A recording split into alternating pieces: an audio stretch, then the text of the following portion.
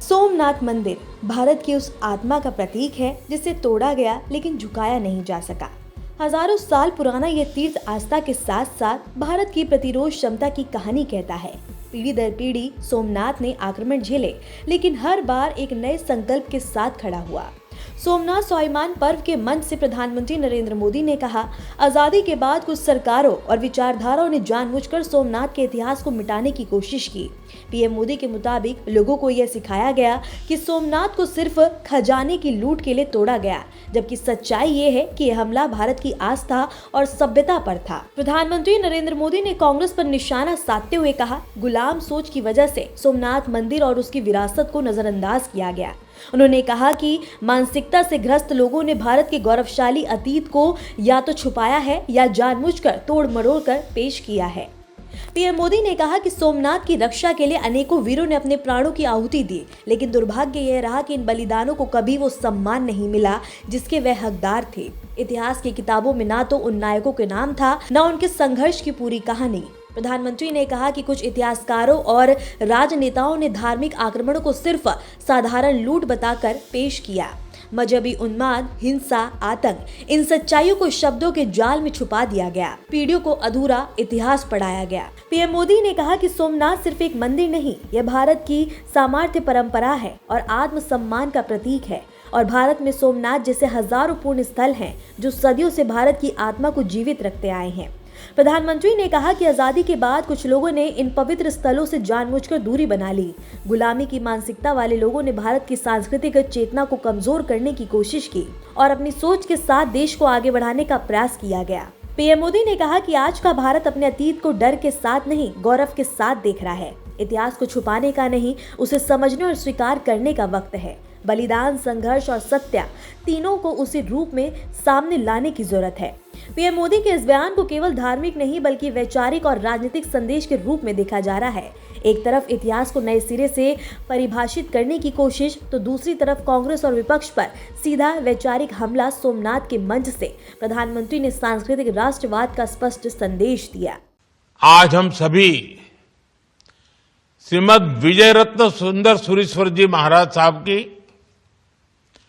500वीं पुस्तक के विमोचन के पुण्य भागी बन रहे हैं। महाराज साहब ने ज्ञान को सिर्फ ग्रंथों तक सीमित नहीं रखा है, बल्कि जीवन में उतार कर दिखाया है। औरों को भी जीवन में उतारने के लिए प्रेरित किया है। उनका व्यक्तित्व संयम, सरलता और स्पष्टता का अद्भुत संगम है। जब वे लिखते हैं तो शब्दों में अनुभव की गहराई होती है। जब वे बोलते हैं तो वाणी में करुणा की शक्ति होती है। और जब वे मौन होते हैं तो भी मार्गदर्शन मिलता है। महाराज साहब की 500 रचनाएं एक ऐसा विशाल सागर है जिसमें भांति भांति के विचार रत्न समाहित है।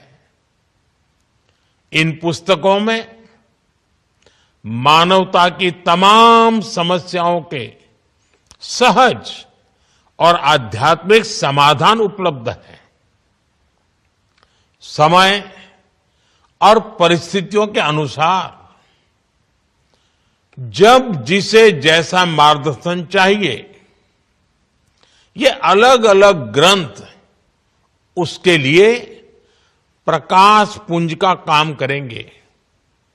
अहिंसा, अपरिग्रह और अनेकांत, प्रेम, सहिष्णुता और सद्भाव हमारे तीर्थंकरों ने हमें जो शिक्षाएं दी है, हमारे पूर्व के आचार्यों ने हमें जो पाठ पढ़ाए हैं, उन सबको आधुनिक और सामयिक स्वरूप में हम इन रचनाओं में देख सकते हैं। सोमनाथ जो बार बार टूटा लेकिन हर बार और मजबूती से खड़ा हुआ, उसी सोमनाथ से प्रधानमंत्री मोदी ने भारत को उसका भूला हुआ इतिहास याद दिलाने की कोशिश की। अब सवाल ये है कि क्या देश अपने अतीत को पूरी सच्चाई के साथ स्वीकार करेगा या इतिहास की ये बहस और तेज होगी। सोमनाथ के नाम पर शुरू हुई ये बहस सिर्फ मंदिर की नहीं, भारत की चेतना की है। Bureau report, RNTV national.